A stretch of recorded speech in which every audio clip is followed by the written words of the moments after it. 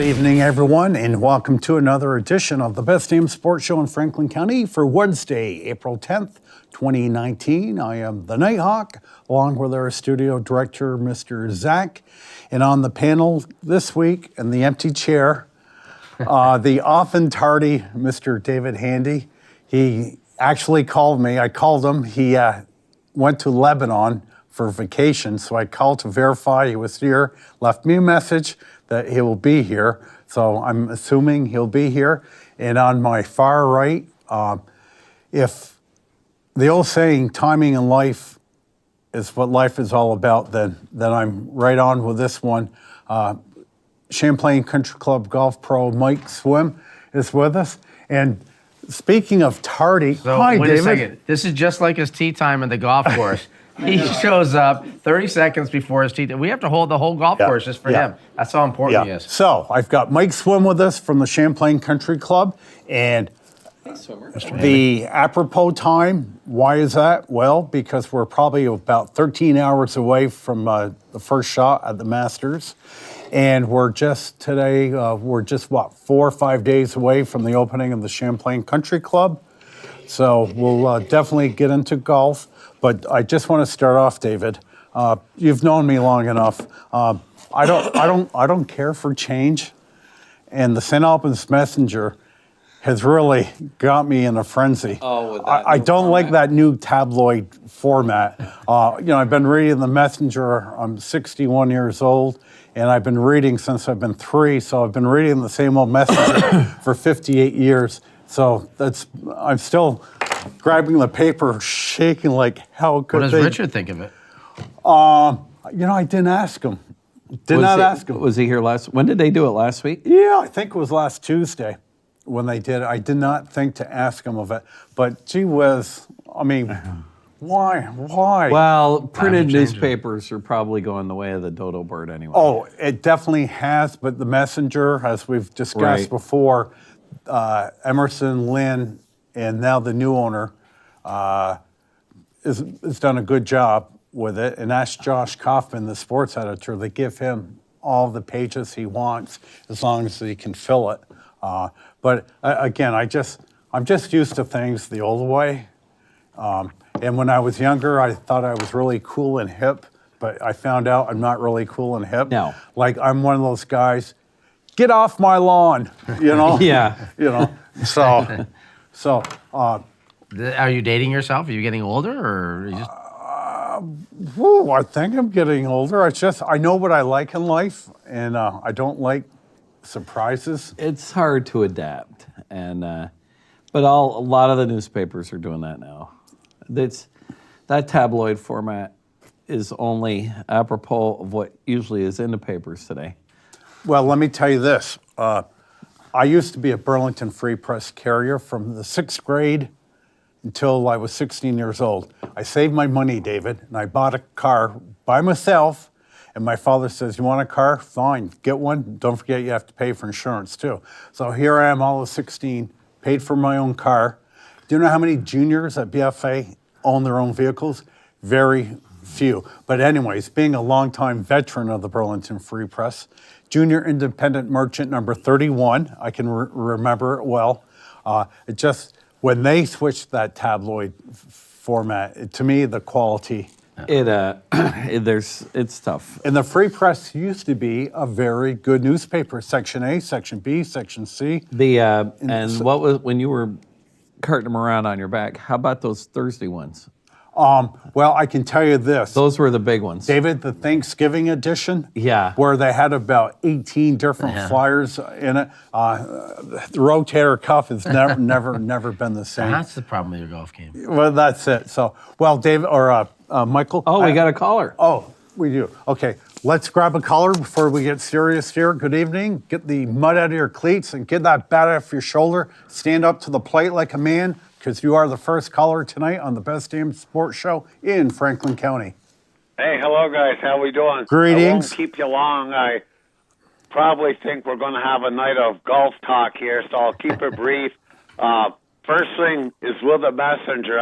I think like Monday or Tuesday, it started this new format, and I just thought it was just something they stuck in a mailbox.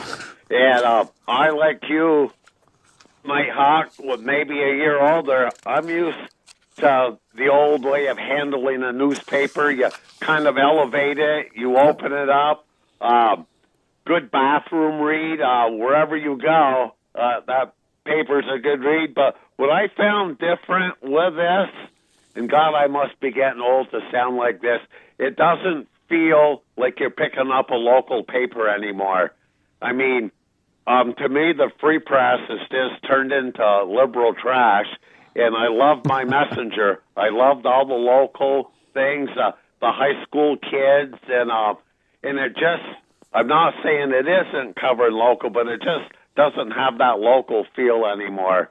Maybe at my old age I'll adapt to this paper, but that's kind of the take I get out of it. One thing I do like, the daily crossword puzzle. There's big spaces for poor eyesight, and God, even I can do these puzzles. I mean, this has got to be puzzles for morons. I mean, I feel like a college student going through this puzzle, so there is some good to this paper. But at any rate, yeah, it does feel, I like you, I was a free press carrier, and, it's, I love the old way newspapers were put together. But Caller, so I guess if this is all we have to complain about, we have a pretty good life going. Yeah, that's the way newspapers are supposed to be. You're supposed to fold them, and the new paper now is like a New York City tabloid where it's easy to read on the subway. But last I looked, we don't have any subways here in Franklin County. I just don't like it. I think maybe one of the reasons they switched to these smaller sizes is I think it saves them paper. And when you're printing 10,000 or 20,000 or however many they print, if you can save 10, 20% on the basic cost of what they cost, that makes a big difference. And how I know that is I used to have one of the girls that was one of my wife's bridesmaids.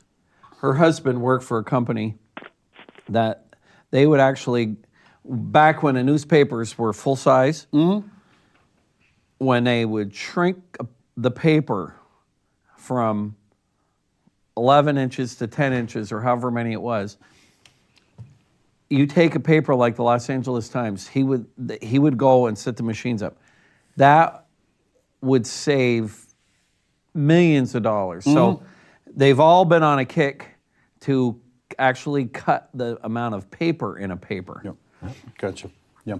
So, caller, since we have you, one last thing about the messenger. I won't get into it because it could go on forever. But if you guys do have the paper at home and haven't read it, read Emerson Lynn's editorial on page 6.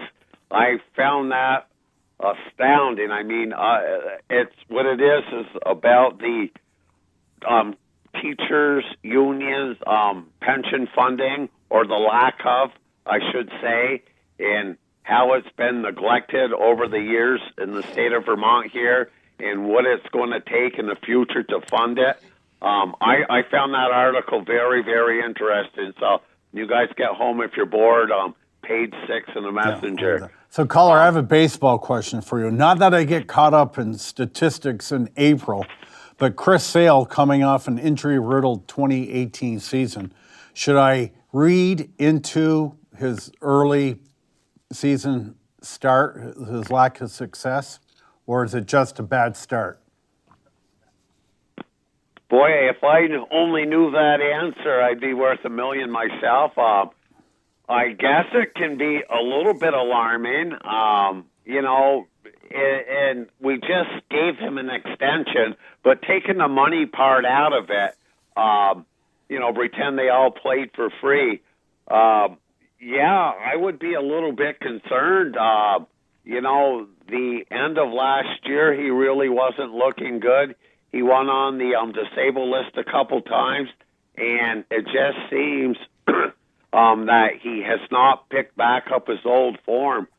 He threw a little bit harder yesterday, but he is still not the Chris Sale of old, but he has 4 other pitchers on his staff that look about the same that he does right now. Yeah. I'm just hoping the whole staff is off to a slow start and that they will pick things up because, boy, it is not looking good. Yeah. But adding to this, there was a certain caller that's been telling you for 6 weeks, watch Tampa Bay, watch Tampa Bay. And the last I knew today, they were in the 8th inning, ahead 8-0. They have the lowest ERA in baseball, probably arguably the best coach in baseball. And these guys just know how to win. They play started big ball, they play small ball. They started today with the pitching ERA team average at 2.06. I think 3 of their starting pitchers, our good friend Blake Snell, Charlie Morton, I can't remember the other one, ERAs were under 1. Well, this other pitcher came from Pittsburgh in a trade last year. He was Glasnow. Tyler Glasnow. Yeah. Yeah, and this Came guy over with can throw Chris through Archer. a barn door. Trade. Yeah. Yep. Yeah. So, and I was going to talk to David tonight more about the Rays because I said last week on this very show that I don't give that team enough respect, and it's about time I start learning who these guys are with a payroll quarter of what the Red Sox are. I think they have a $65 million payroll. So, okay. Well, thanks, caller. Yeah. Okay, I'll let you guys go, and happy golfing. Thank you. Thank you. So, David, and we got plenty of time to talk golf. David, Luis Severino, vast concern about this fella. Now, a lat. Show me where a lat is. Lat is right here, I Okay. think. So he suffered a grade 2 lat strain on the right side. Okay. And this is to go along with this rotator Shoulder. cuff issues, which you got a rotator cuff issue. I don't care what sport it is. It's probably the kiss of death. So he's probably not coming back June 1st of the earliest. But He may not come back all year. Yeah. I mean, this rotator. You ever had rotator cuff issues? When you have a rotator cuff and he said the lats, he's going to be struggling. Yeah. That's a tough injury for a pitcher. Yeah. So your good friend CC makes his debut on Sunday. So we'll see how that goes. And I guess this Jermaine kid's pitched pretty well. But I haven't been following it too much. They don't put too many baseball scores on the newspaper in Beirut. No. And we're going to do a travelogue with you later. And I would have been here on time, except I'm obligated by the state of Vermont to feed my kid because my wife's gone to Minnesota with my daughter-in-law, and they're on a road trip. So it's just Sam and I at home.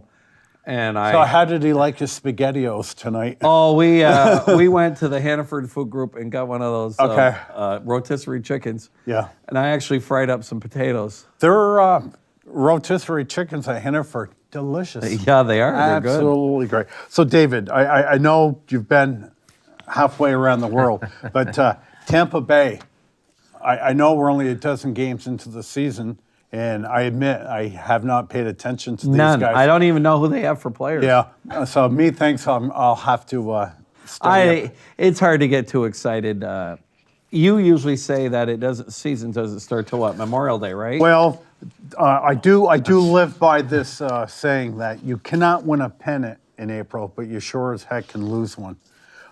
And you know, a loss in April counts just as much as a loss in September. Well, I think So what do you say about those Red Sox? Well, I mean, they're not out of it yet, but a loss is a loss.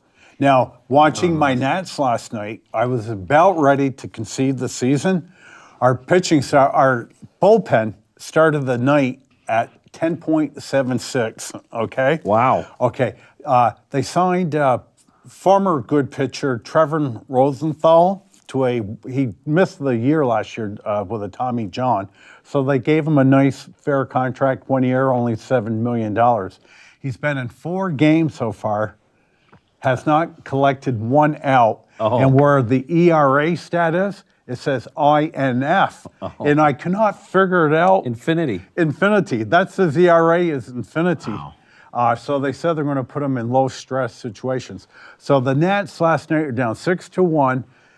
Philadelphia's hitting the cover off the ball with their new toy they have. And I said, boy, this is just horrible. I says, it's April 9th, the season's already over. Well, we started coming back. So we have two outs, ninth inning, down 6-5. Rookie Phenom, who's batting ninth in the batting order.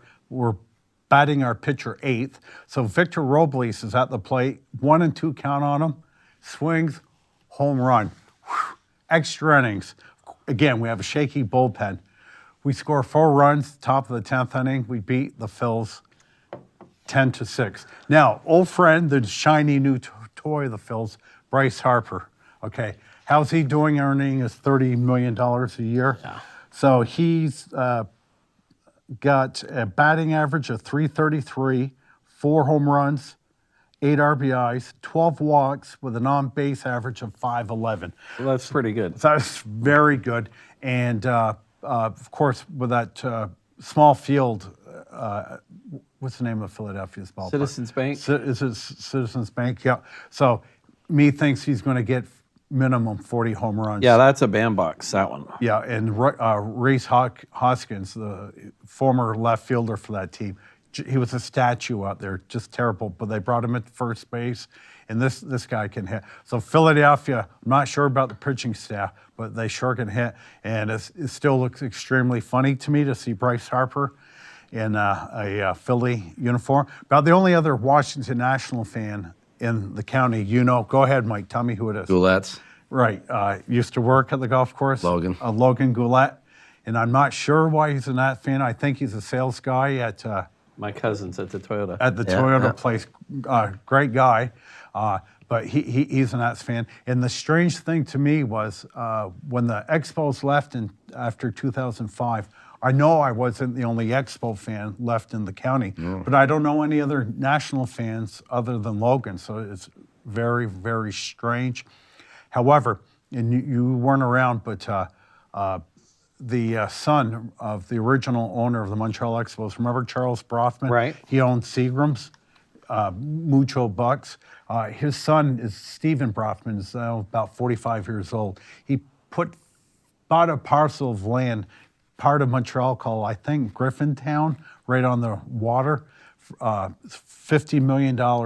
And I think the city of Montreal is a lot closer to securing a franchise than they're letting out at this point.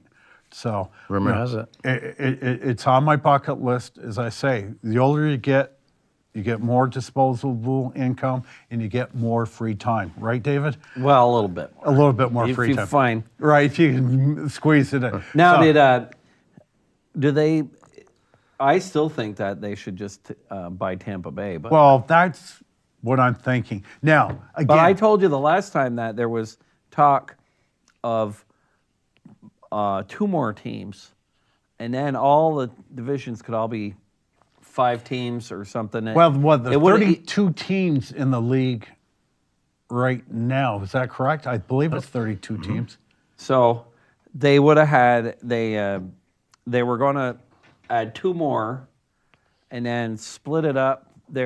There was some sort of formula they were using. Yeah, and I did indicate last week that, the teams bantered about with Portland, I think Charlotte, North Carolina, but if Montreal's got a much bigger population. And the other thing that was the best read in this article was there was no way the Major League Baseball player union would allow a team in Mexico City. Mexico City, I think, is the second largest city in the world next to Tokyo. But I don't think any Major League ball player wants to go work and live down there. It would be a tough commute too because where's the nearest home game? I mean, when you're on every For Mexico City, might be in Texas, the Texas Rangers. or Houston. Right. I mean, that's really rough. Yeah, At least in Montreal. yeah. I mean, Montreal, Boston, Montreal, New York, Montreal, Toronto. Montreal, Toronto. Yeah. Those are all short trips. Yeah, yeah. So, Craig Kimbrell, speaking of the Nats, horrible. And I'm reading stuff on the internet. And again, if you read it out on the internet, it has to be true. they're in dire need of an arm. It's not like we just like them, we need them. However, they signed, we talked all winter about free agents not getting signed. We signed Bud Norris today. He'll have to get some minor league, get his Bud arm Norris, loosened. he must be like 50 years old. Now, isn't he? well, he's bounced around, but last year, David, he pitched 57 and 2/3 innings, had an ERA of 3.59, and had 28 saves. Okay, so it's not like he's a bum or anything, No. but again, he's one of those free agents that simply got lost in the shuffle. But the problem with the Nats is they're right on the cusp of the salary cap, and they've been over the cap for 2 years. They don't want to go over it again. So your guess is probably better than mine where Kimbrel is going to end up. He was invited to the Red Sox flag raising ceremony yesterday and outright refused to go. I don't know. So And I've heard that the Dodgers are talking to Kuchel, Dallas Keuchel, okay, because they just lost a pitcher. okay, And of course, the New York Post thinks the Yankees ought to sign Kuchel. yeah, But he's a tough guy to figure out because he didn't pitch that great last year, and he's about an 88-mile-an-hour fastball. Yeah. And those are the kind of guys that, boy, when they start going south, yeah, they go south in a hurry, and I think he still wants like $100 million.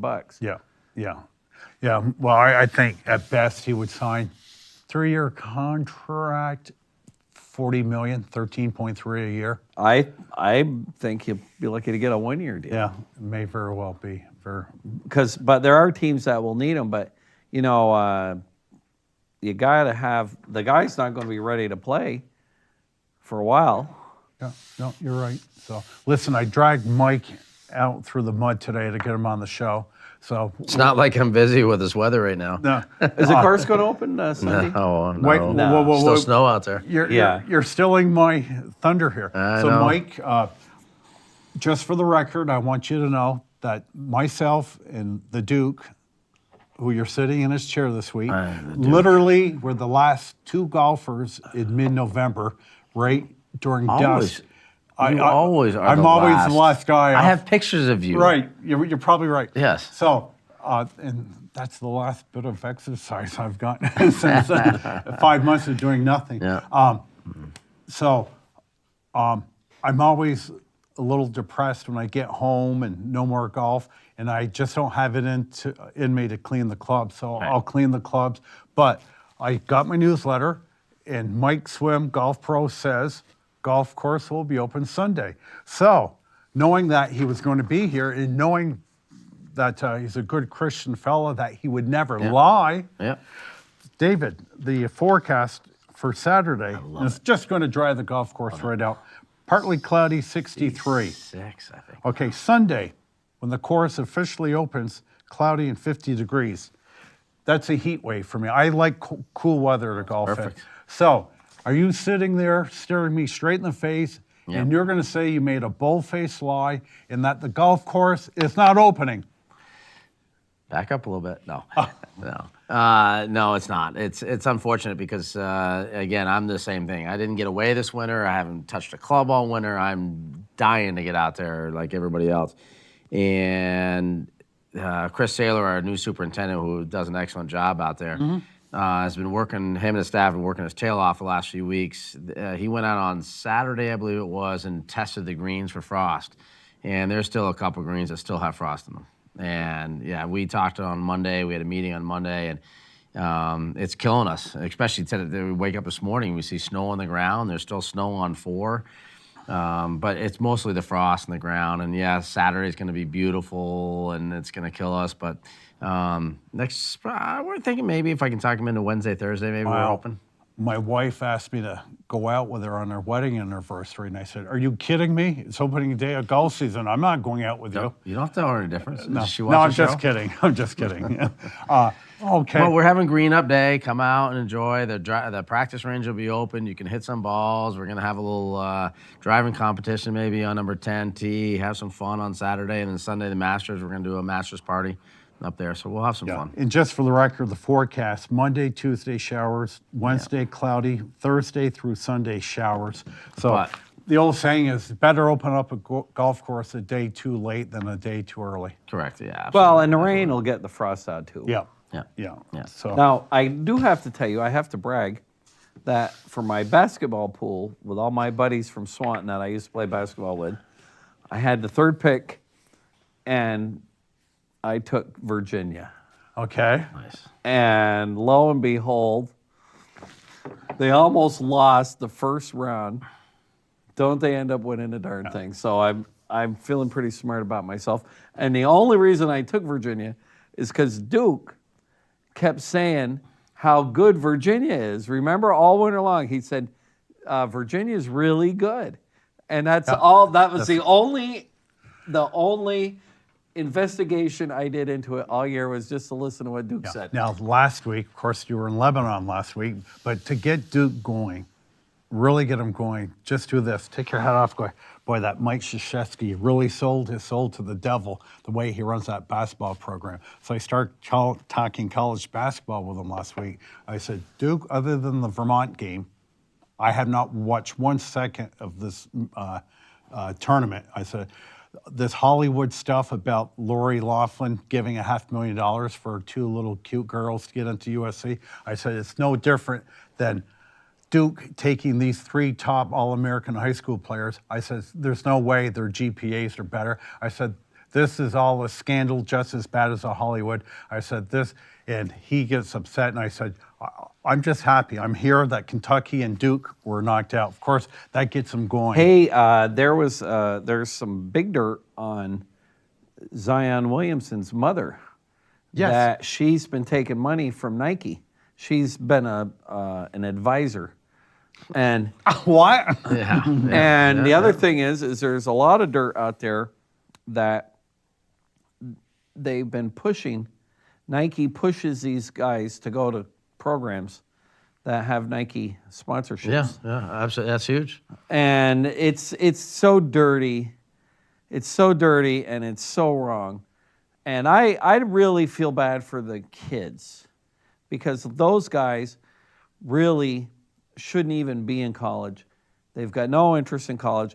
Just like you said, I'm sure Zion Williamson, he was out of his dorm room the very next day after And they were that's done. another. I tell Duke, I said, Duke, I'll tell you what. Let's jump in the car. Let's drive down to Durham, North Carolina tomorrow. I said, I'll bet you $1,000 we're not going to find any one of those 3 players. They've already had their stuff packed. They're gone. One of the announcers was on ESPN. I was watching, and he was like, "Oh, they need to retire his jersey. They put it in the rafters.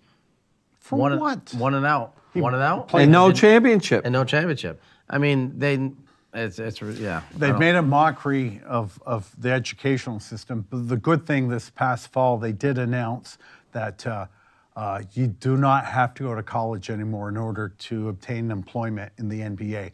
So the Zion Williamson could just jump from high school to the pros. But the hard part is he's such a great kid.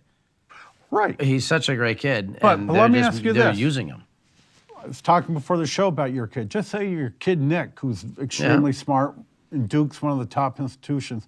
What if he found out that he did not get into Duke because they held the spot for Zion Williamson? Yeah. Yeah? That's what's been going on. The whole high end of colleges, those Ivy Leagues, they are, I would say, 10% of the kids there don't even belong there Right. because they're legacies.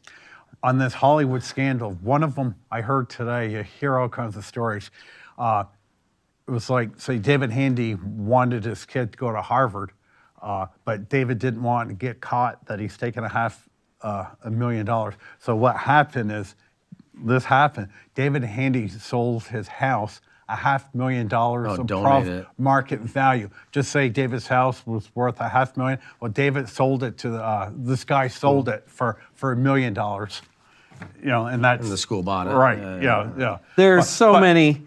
It's all because, and you and I have talked about this many times, it's all because they need all the money they can get to fund these Title IX programs, because if they've got a football team that has 90 scholarships, They got to have 90 women's athletes Yeah. on, and you take those 90 women's sports, they probably draw 6 fans. Yeah, exactly. Now, like I heard on Tucker Carlson last night, I think Harvard's got an endowment of $64 billion. Big. Okay? Yeah. Everybody could go to Harvard for free forever, Right. and they never would run out of money. It's like Penn State when Paterno was going through. The revenues they generate through football could pay every kid's tuition for the whole entire year. Yeah. It's so funny when you watch Michigan, Ann Arbor, 105,000 people. And I'm sure they don't give those tickets away. That's a big deal to be in Ann Arbor. No, it's And that's been the qualm. My qualm against women is, and you're old enough to remember when Title IX was passed in 1972, they wanted equal rights in sports. Here I am, all of 14 years of age. I said, that makes sense, sure. Well, they got all the equal monies, but UVM basketball will sell out the place at 3,000. The women will have played there that afternoon and might get 200 people. Women do not support women basketball. You check the WNBA. It's not many people And there. then look at the Canadian Women's Hockey League went out of business last week. People don't go to the games. it's not the same thing. Inequity of pay for the coaches. Did you hear the Baylor coach during the Notre Dame coach? I'm sorry, Notre Dame coach during the women's NCAA was, I'm not going to hire a men's coach because men's coaches don't hire women coaches. We're not going to hire any men's coaches, and it's equal to it's equality. Yeah. So it'll be interesting because you talked about Nick. This is one of the things he's going to school for. Okay, and like women golfers, pro golfers, they're excellent golfers. They're not making, but they don't make probably a third of what the men do because there's not one single woman golfer that could jump over there, the very best, and I'm sure it's some South Korean that would be even a top 100 golfer with the men. And that's the simple truth of the matter. Women's tennis is about the only one where they're equivalent. correct. Because women's tennis, I think, in many ways, I'd rather watch a women's tennis game than a men's game. Exactly. And not for the most obvious reason that sometimes they look better. I actually like it that it's a little volley. slower. There's more action. Yeah, And they're more equal. It's not one dominant guy just bombing the ball. Man. Yeah. So Michael, I do want to talk some golf because I do want to spend time with David's trip to Lebanon, New Hampshire. I can't wait to hear about that. So you've been out on the golf course. Now last year, if you remember the story was skunk damage. Yep. And we're not talking a little bit of skunk damage. We're talking a plethora of acreage of skunk damage. I know nothing about golf course management.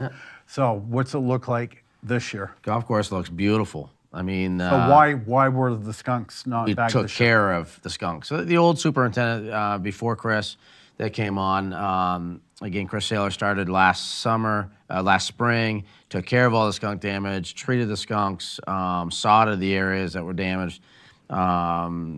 Before him, they didn't take care of the golf course and treat it the way it was supposed to be treated. So It was it grubs. magnified the grubs. The grubs. You know all those things that look like ladybugs? Japanese beetles. Yes. Are grubs in the ground, and when the grubs grow, they turn into Japanese beetles.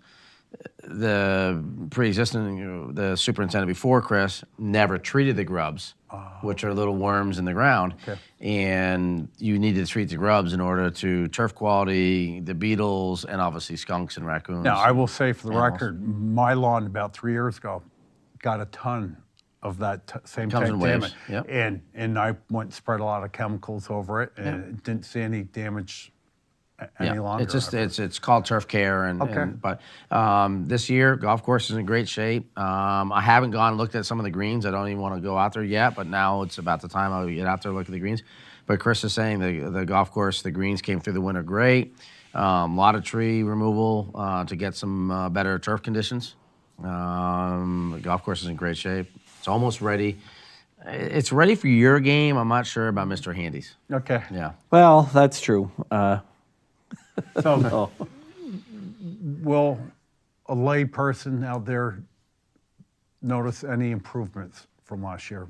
You mentioned Yeah, the I mean trees being one. the skunk damage. You're gonna from the greens are gonna be better in the spring than they were. Yeah. No skunk damage. The trees you'll notice some. Mostly visual, but by the time the leaves start popping up, you won't notice them later on in the summer. But right now you'll notice them for the first couple months and maybe in the fall when Another thing where he's really done a lot of work was last year he had a heck of a time getting the irrigation going. Mm-hmm. This year it should be all ship-shape and ready to go. I know, knock on wood. Again, we haven't turned it on yet, but again, he's more of an expert than we had in the past, so that he'll be able to really get the golf course up and running.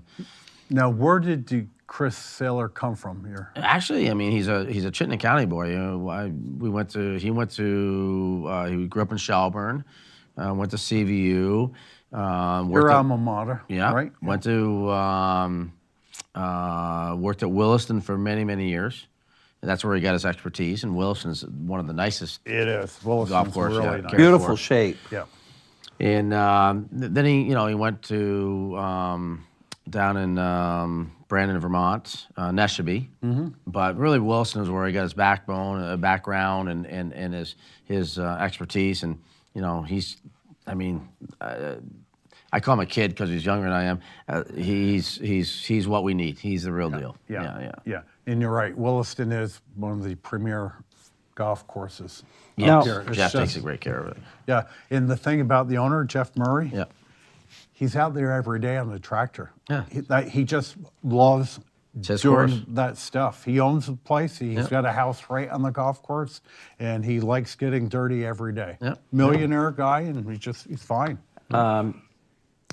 When is the NFL draft? Is it 2 weeks? It's 2 weeks from tomorrow. Yep. So Now, the Giants, I don't think they're taking a quarterback. you would be correct, sir. I think they're going to take a couple of big boys in the first round. They will take from Mississippi State defensive end Montez Sweat is my first choice there. If they don't take him, they'll take Rashawn Gary, defensive end, because he always cried all last year. We were need a pass complaining rush. about the offense, Yeah. but the defense is even Who's worse. Eli's backup? Oh, they got a backup. Well, the kid they drafted last year, Kyle Laletta. Now, my feeling is, and I said on the show last week, like the Patriots are you don't want. Patriots are rumored, like maybe grabbing a quarterback, like maybe trading for Rosen with their 32nd pick, last pick in the first round. But my argument is this: let Eli play, let Tom Brady play until they drop dead on the field. Because what good is it to draft a quarterback and just have him sit on the bench? It does no good. Now, Tom Brady, greatest of all time. Yeah. Okay, even God is not as good a quarterback as Tom Yeah. Brady is. Don't hold that against me when I get up there. He says he wants to play till he's 45. He's only 42. So just say they trade for Rosen, okay? It makes no sense to me. I think what the Patriots need to do, they signed Austin Saffron Jenkins today, a one-year contract. He was a second-round pick, 2014. He's been banged up, got suspended a couple games one time for a drinking incident. But they possibly could move up. There's two tight ends out of Iowa, Noah Fant and T.J. Hawkinson, who could be a top 10 pick. That's how good this kid is. But the Giants, David, getting back to your point, definitely defensive end. Second pick, they could go defensive end, Celine Farrell from Clemson, or they could go for a right tackle on that 17th overall pick. Then in their second round, they have the 32nd pick. If they don't trade that pick for Josh Rosen, they wide receiver, or if they hadn't picked up a tackle at that point, they would pick a tackle up. So, it's easy and fun to talk about it, but on draft night, there's so many trades that go You don't down. know. It just spoils the whole formula. So, but, getting back to golf, it was my greatest leap last year of improvement. I mean, it was just vast.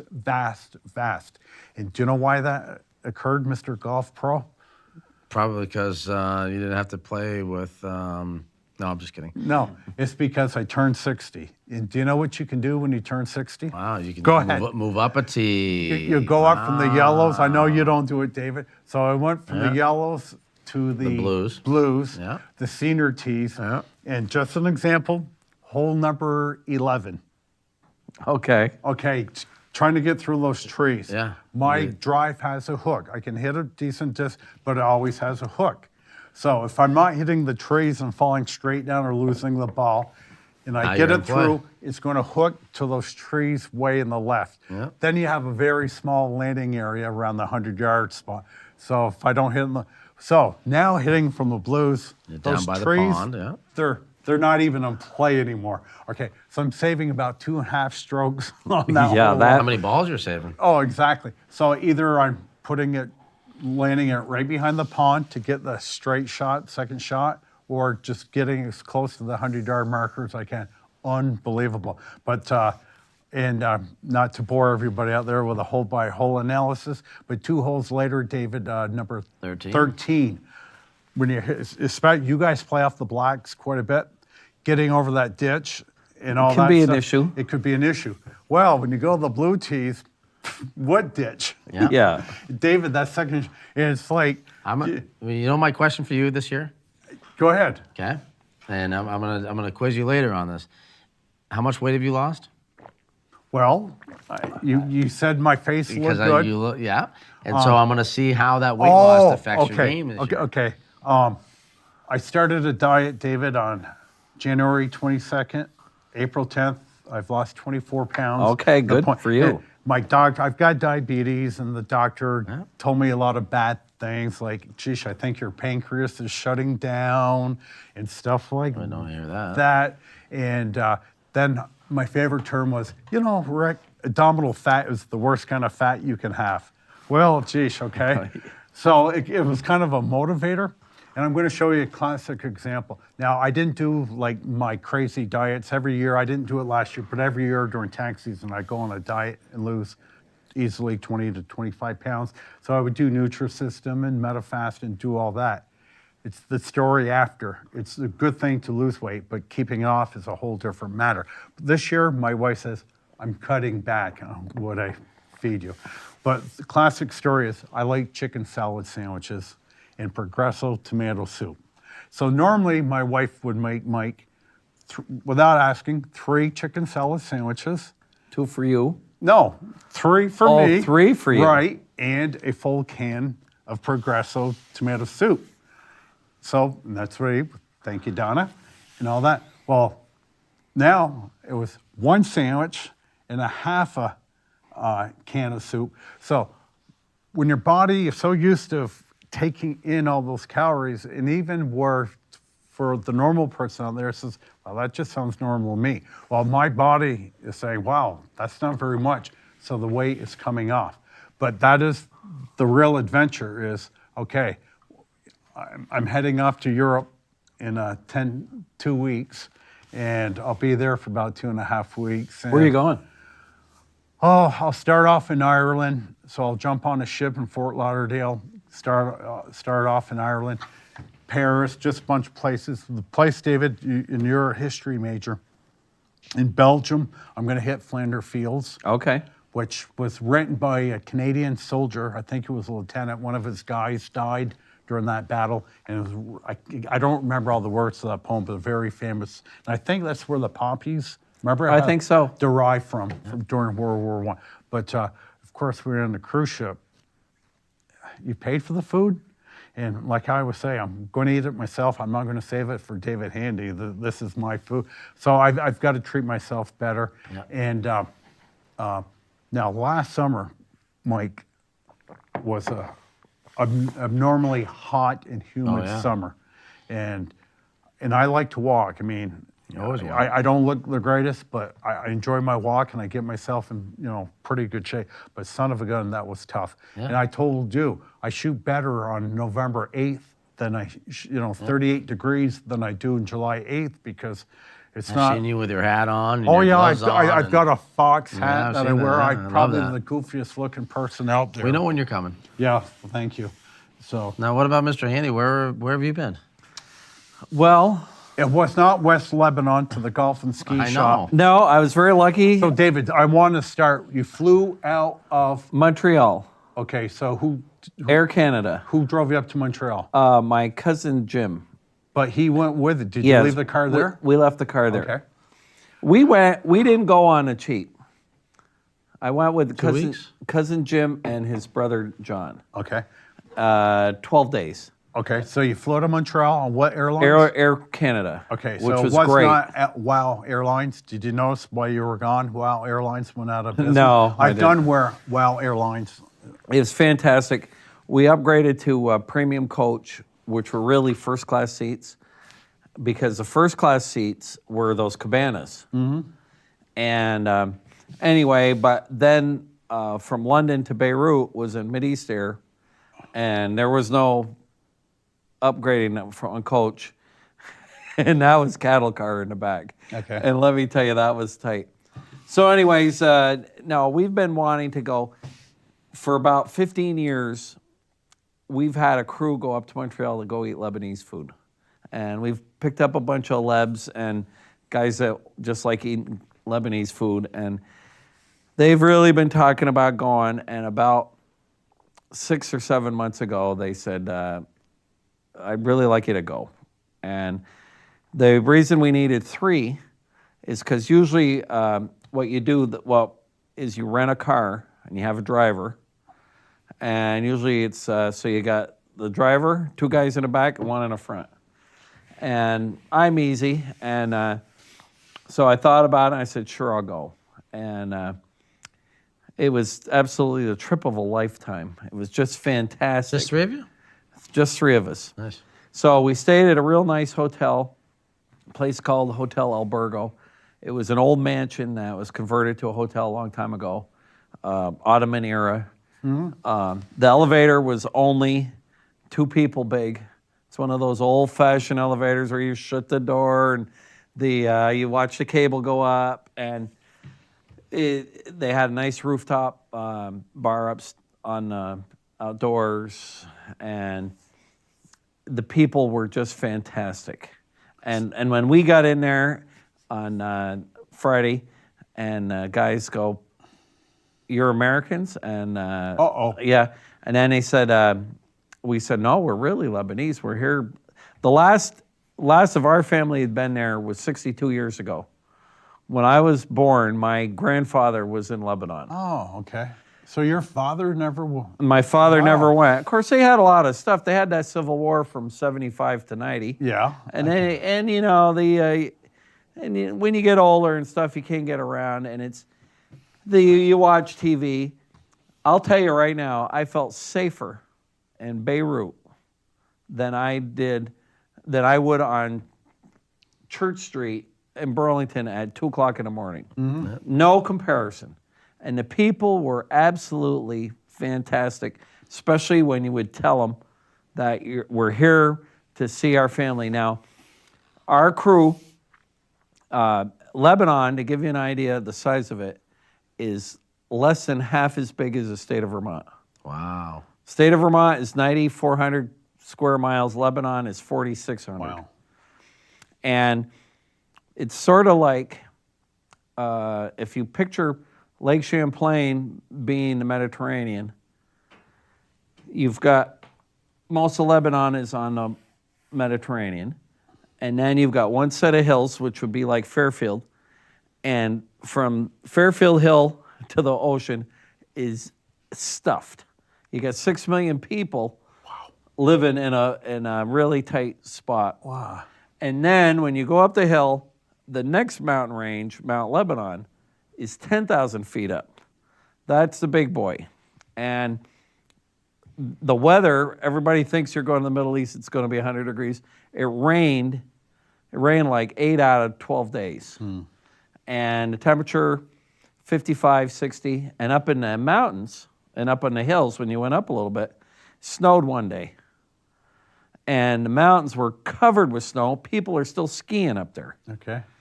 And so Beirut, I tell everybody, Beirut is the Paris, it used to be called the Paris of the Mideast, but now I would call it the Las Vegas.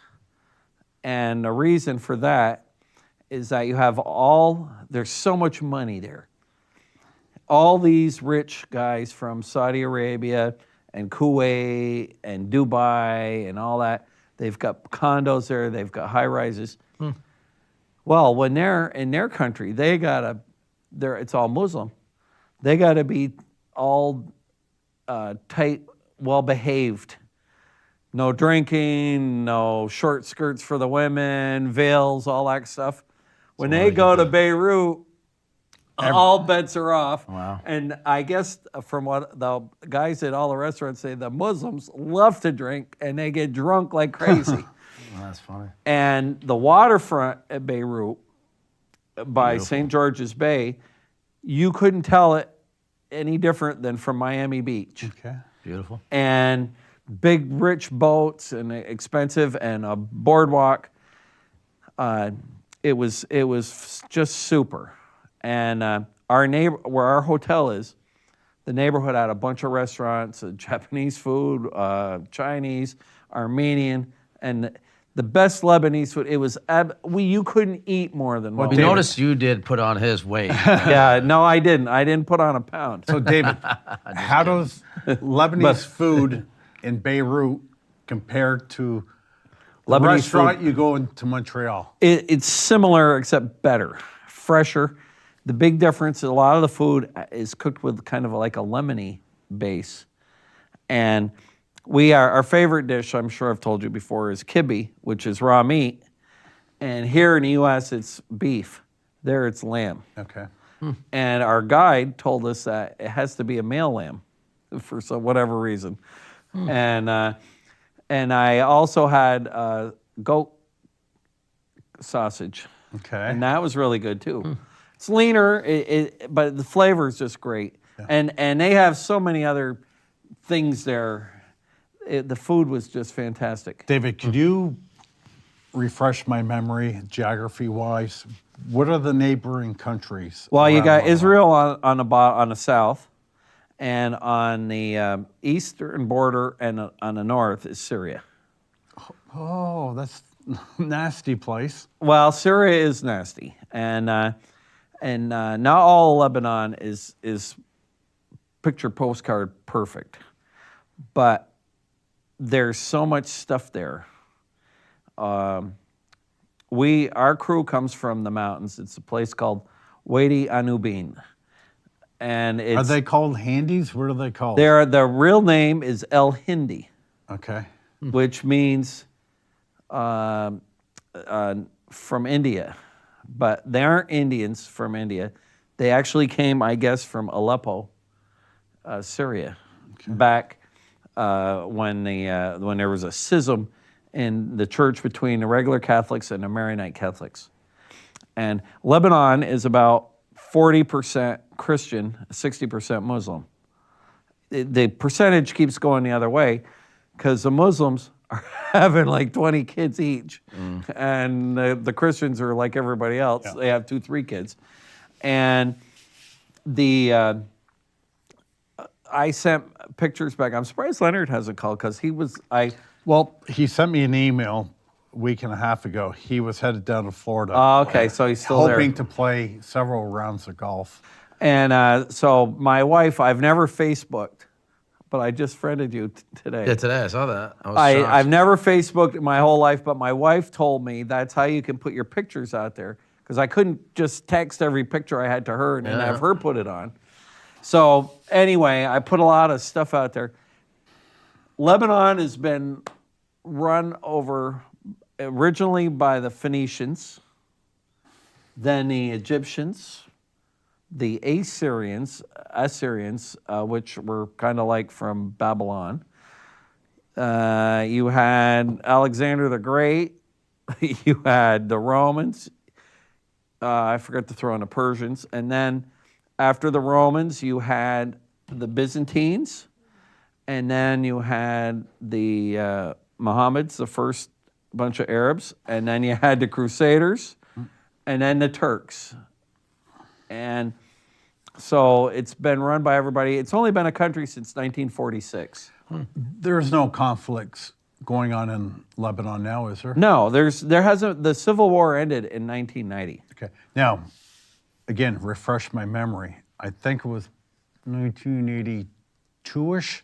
when the Marines got killed at the Right. airport. There was I thought somebody drove a truck. It was. Was it the U.S. Embassy? No, I think they'd set up a base at the airport. Okay, because we lost the St. Albans guy in Lebanon. Lebanon. Do you know Lebanon Drive right off Lower Weldon Street, right when you get past the police station?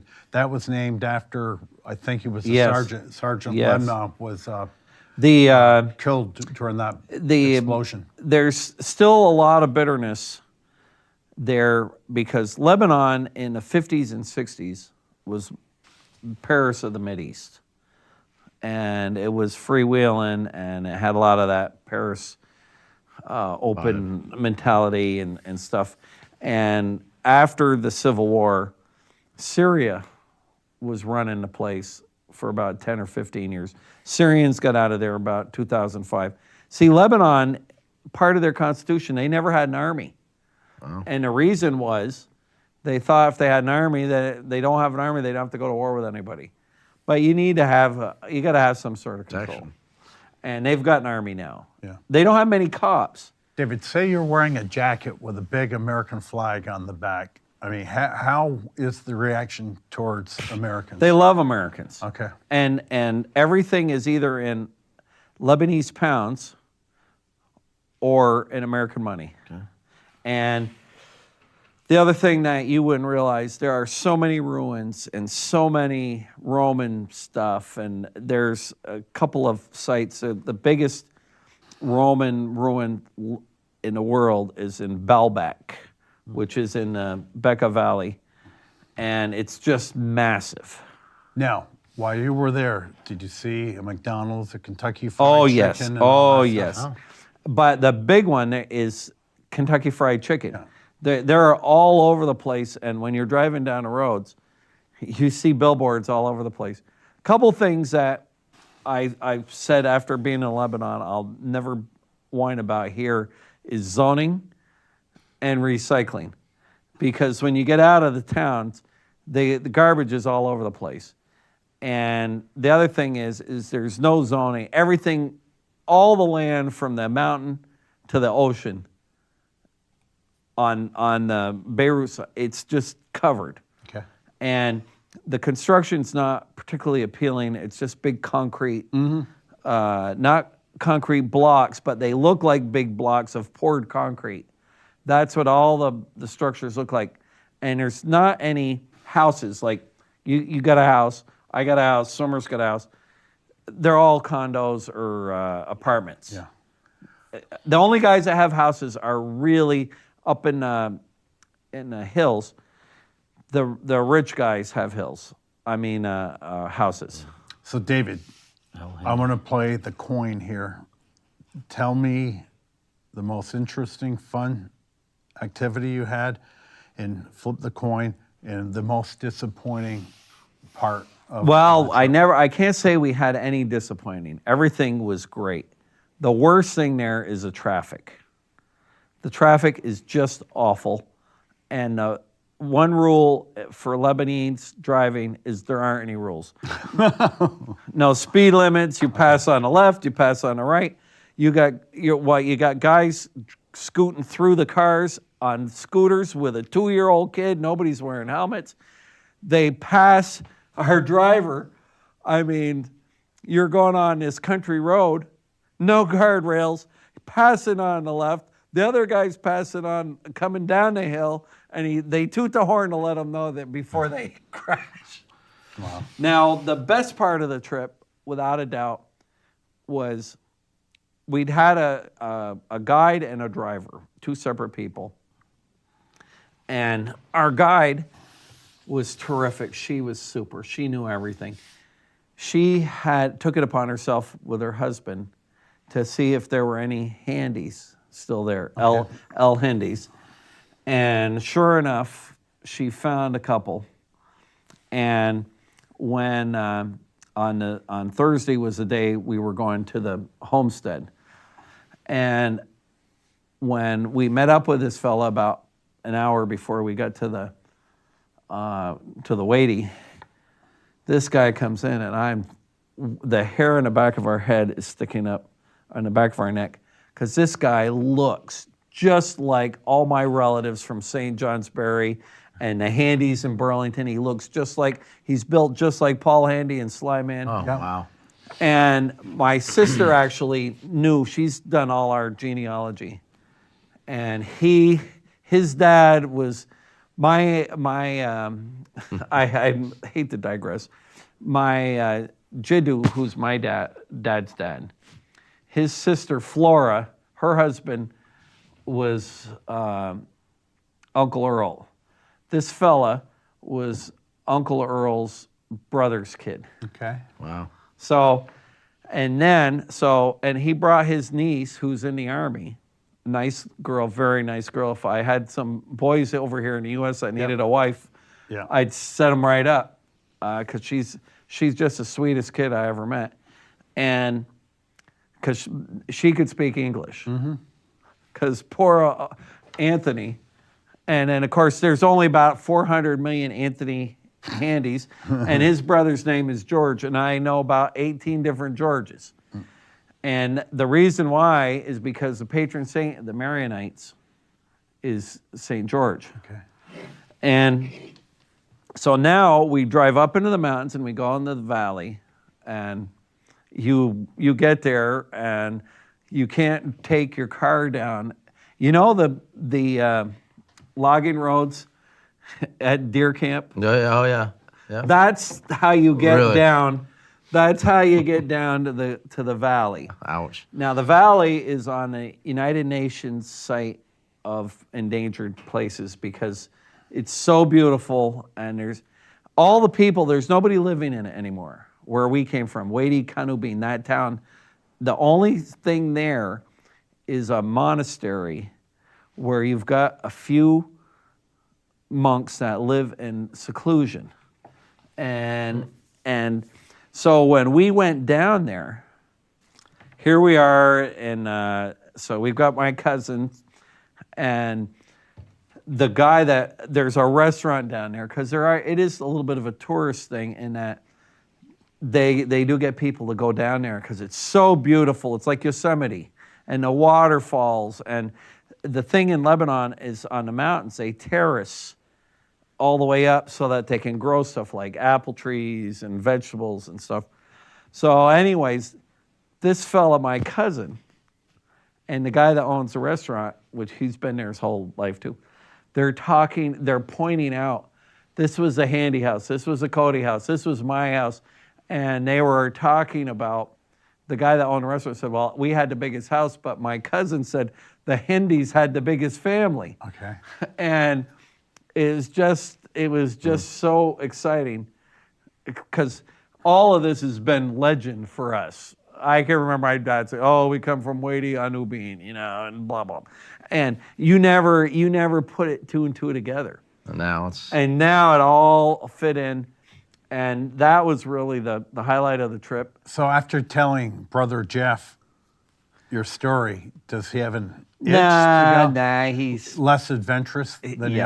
all I know is now when David hits a great golf shot down the middle, El Hindi. El Hendi. El Hindi. And I Hendi. will tell you something else that was almost the same thing, is they have a National Museum of Natural History.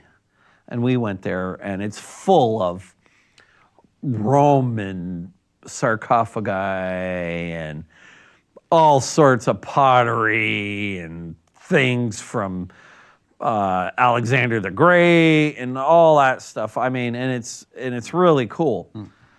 But what really just shook us was they had these mummies that they got from Wadey Canubin. They were naturally preserved. They weren't embalmed because the weather or whatever, they froze. And well, sure enough, the mom is holding the baby. The baby's got red hair. Well, not three quarters, but a good third of my relatives all have red hair. Okay. And I'm talking to my cousin John. I go, look at this. They got red hair. That's our family right there. Now, you were very red hair when you were a kid. Yeah, but I mean, my cousins, I've got cousins that all of them are redheads. Yeah. And I got my daughter's a redhead. Yeah. And so that really, Wow. and the other cool thing, I'll shut up. I'll get over this in a few weeks. The other cool thing Just got back in town. is you be walking in Beirut. They have what's called a souks, which is a shop, but it's like a farmer's market or a bazaar. And the one in Beirut is really gentrified. It's not like the ones out in the country, which are rougher. The one in Beirut, and the people that are in Beirut are mostly tourists. We had lunch with a guy and his wife from the Netherlands. They were, Okay. And so you're getting a Mr. Sausage, except it's Armenian sausage on a nice bun. And I'm sitting there talking to the guy. And the guy next to me says, so are you American? I said, yeah, but I'm Lebanese. And if they find out that you're Lebanese, and you can be 1% Lebanese and you're 100% Lebanese. So I'm talking to him and he goes, where are you from? And I said, well, they're from the Wadi and blah, blah, blah. And what's your name? Hendi, El Hendi. He goes, no way. He goes, I got a Hendi living right next door to me. He works in Europe most of the time. Wow. And my cousin John had met some guy, and we'd always heard the story of how the Hendis ended up in the valley. And he goes, that's not what happened. He says, your people came from Aleppo. And it was when the church had split. And it made sense, like my great-grandfather was a Maronite priest. And see, the priests in the Maronite sect can get married. And that's how we ended up in Burlington, was because there were so many Lebanese that had come over that they needed a priest that could speak Arabic. Wow. And so they sent over, and that's part of it.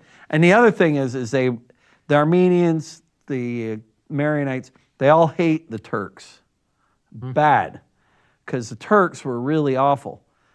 They, in World War I, they probably killed 1 million Armenians, making them move. They did a genocide from Armenia to move them to Lebanon. And most of them died on the road. They didn't care. And then the thing is with the Maronites, they tried to starve them to death in 1917 and 18.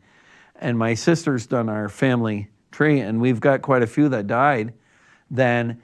And that's why they all got the hell out and went to the U.S. Okay. Because they were literally starving to death. And so that kind of puts things in perspective. Wow. So this trip, aside from being a vacation, was kind of an awakening. Oh, for you. absolutely. That's more than a vacation, right? And the one of the coolest things we did, which I never would have done, is our guide was very intrepid, and she wasn't afraid of anything. Yeah. She took us into Tripoli, Lebanon, which is up north, but it's on the ocean, and it's a totally Muslim area. And we went into the souks there, the markets, and the buildings. Tripoli's very poor, and it looks like the slums from like Buenos Aires or something. I mean, it's packed right in. So we go in, and these buildings. Do you remember the movie Argo? With Ben Affleck? Yeah, and when they were walking, pretending to be the film crew, and they went through those shops, that's a souk. Okay. Well, the buildings are like 5 feet apart or 10 feet apart, and it's just so packed, and you can smell, it's got everything. They've got fish there, they got vegetables. The guy's got cages of chickens. And he takes, if you want a chicken, you see him, he's taking a chicken, whoop. That's how fresh your chicken is. So Right you there. go home, plug the chicken, boil it, that's your supper. That's your supper. So the people would go there every day to get what they need. But even the people there were very nice. Yeah. And they can tell you're a tourist. We look like Americans, the clothes. But what bothered me the most is, especially in Beirut, is there's Lebanese walking around, young guys, looking like rappers. I'm thinking of all the style you got to copy. You got to look like that. Wearing the big chains. And Then back. so on the average, what was the temp during? I would say 55 to 60. So comfortable weather. Decent. I didn't have to wear my sunscreen. Yeah. So when you got home, spoke with Mrs. Hendi, what a great time you had. Did she say, geez, hubby, perhaps I would like to go on a trip with you there? Now, she could never handle the ride. Okay. The traffic is, How long does it take you to get over there? oh, it's 13-hour flight. 13-hour flying time. We left Wednesday. Was it Wednesday or Thursday? I can't ever remember. I think we left Thursday. Left Thursday. We left Thursday because I did the show. Yeah.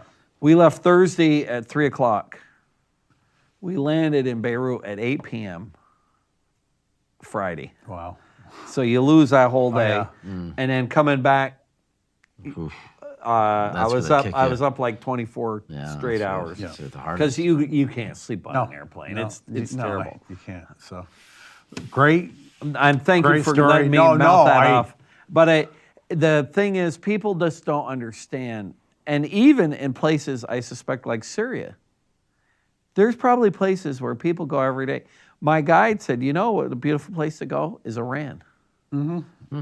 And I said, yeah, but I don't think I can Yeah. go there being an American. Yeah. But the people that live there, they... Do you know what? And I've done a fair amount of traveling. People are people. You get Yes. away from any governmental person. Right. People are people. Yes, yes. 98% of people are just extremely nice people. They just want the same things we do. Right. Yeah. A meal, a job, a nice house, take care of their family. Yeah. All the guys that are causing the trouble are all in the 1/2 or 1/4 or Yep. 1%. Exactly. Mostly in the government. Exactly. So what do we got? You're Well, about 17 17 minutes. So Mike, you're the expert. Enlighten me on the Masters. Starts tomorrow. Yeah, well, what should Who'd you I pick expect? on for your first guy? Well, the first guy, the number one European guy, Hendi. That was the Oh, number okay. one. David L. Hindi. Yeah, David Yeah. Hendi. He's a new guy on tour. Yeah, no, he Yeah, stinks. David Hendi. No, I picked the favorites. I mean, I like Rory. I mean, he's so solid and so Been playing great all year. Playing, you know, and he's motivated. He needs the majors. he's an 8-1. Dustin is 11-1. No. Justin Rose is No. 14-1. I like Rose, but Ricky is 15-1, and Jordan and Tiger are 16-1. What about Koepka? Because he's the one I picked. Kepka's right underneath yeah. So I like 20-1. Koepka's solid, but he's not really. Again, he's good in majors. I mean, he didn't do anything before the Opens, and then all of a sudden he comes up on those. But Tiger, he's going to be right there, I think. But I don't think like Spieth and Thomas, they're just struggling right now. I'm going to ask you a question I asked David last year. Kuchar. You're a European. Kuchar's been playing pretty well, too. You're a European golfer. What's a bigger deal to them, winning the Masters or the British Open? British. The Open. The Open is for them. Our U.S. Open, our But David last year told me it was the Masters just because the Masters, the prestige. I always look at the Masters. You have our U.S. Open, British Open.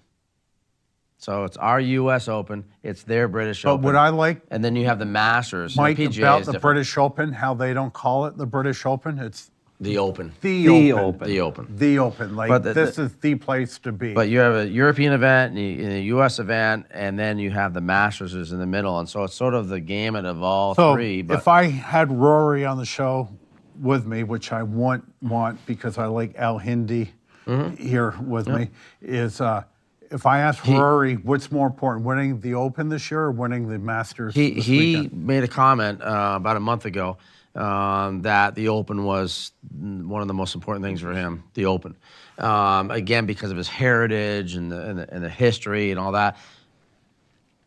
It's probably equal to the Masters.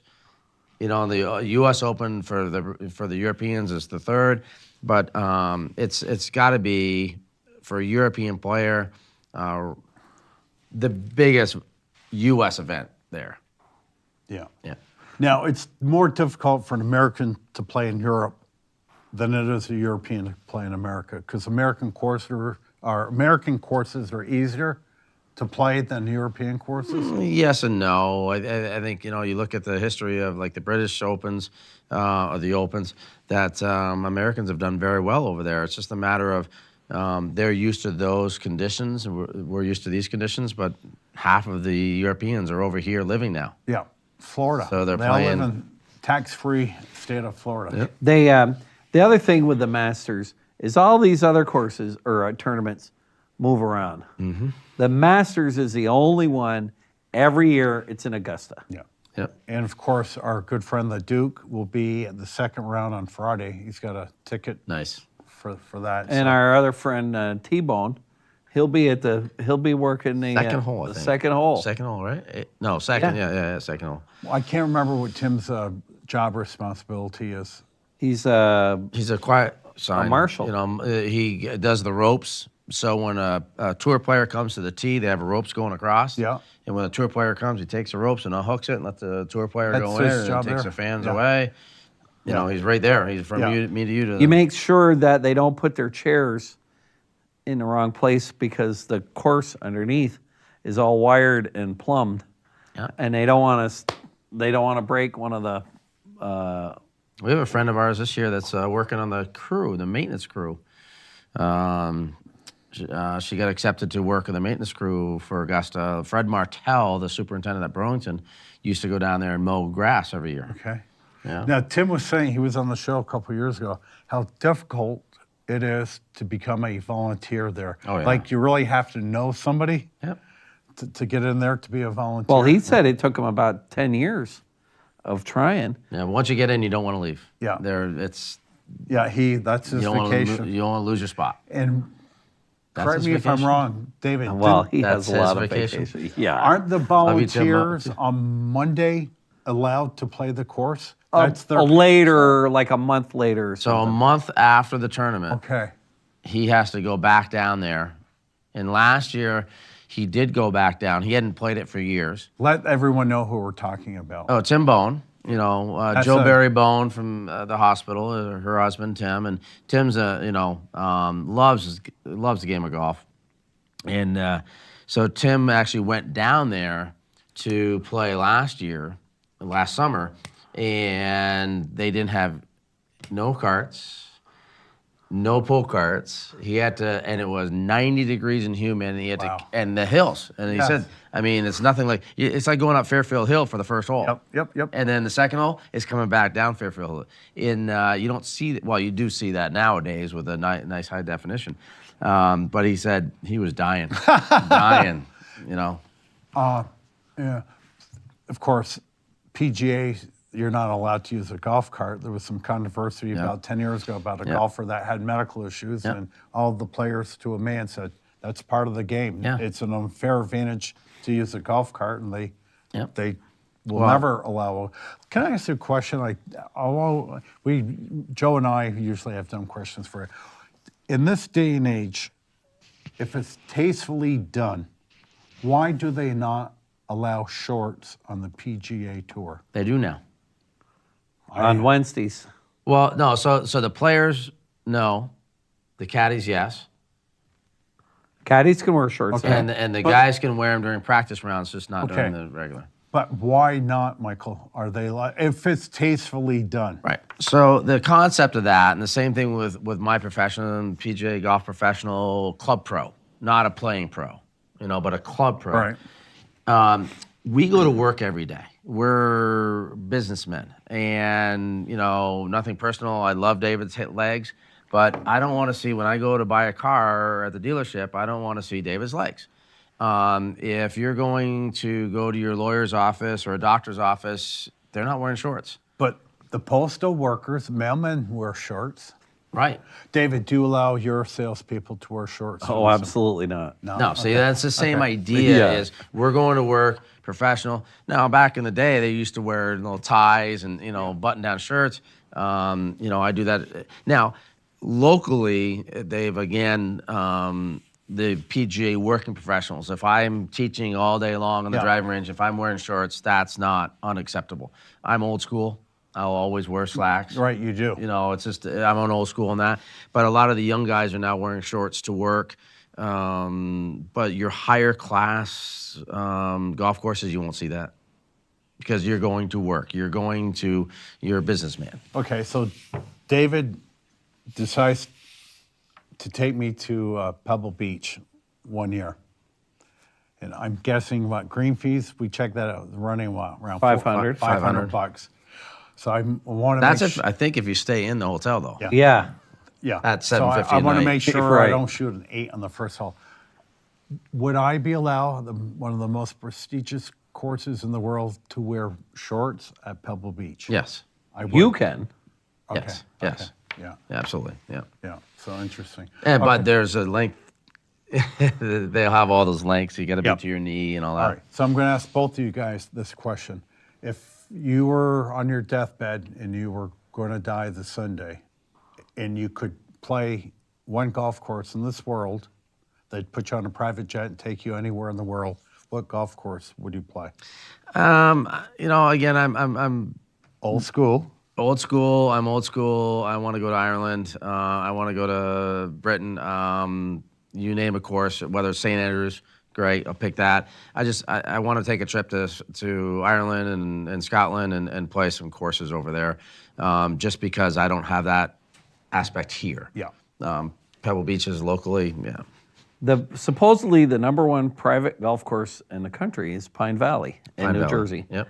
I guess that's the one I would want to play because Really? you can't play it. Right. Do I know that course? Has it, Swimmer would know of it. Yeah, Pine Valley is. has there been any majors on the No. course? No, no, no, No, no. they'll never be. What do you mean? No. They don't want. No, they don't want the prestigious. They don't want these tournaments because those tournaments chew up the golf course. Yeah, Then there's if- another one. And plus they don't have the what they call accessibility to be able parking and all that other stuff. But it's and then Seminole. Then how do in you know, Florida. David, about this Pine Valley? Have you ever seen it? No, but I've Number read one about rated it. Yeah. course in the country for Yes. 50 years. Yeah. And who? So I would guess every member is probably a multimillionaire. Yes. Yes. You can't get in it. You can't. I cannot. You get can't that. get in it. if You gotta be invited So in you're saying if I went to that golf course, said I'm the Nighthawk on the number one rated sports show That in won't- Franklin County, that won't- Here's the difference. You know what the greens fees are at Pebble? Pebble, $500. You will never know, I'm sorry, what the greens fees are at Pine Valley or Seminole because there aren't no greens fees. There are no. There All right, aren't any. All right. Yep. None.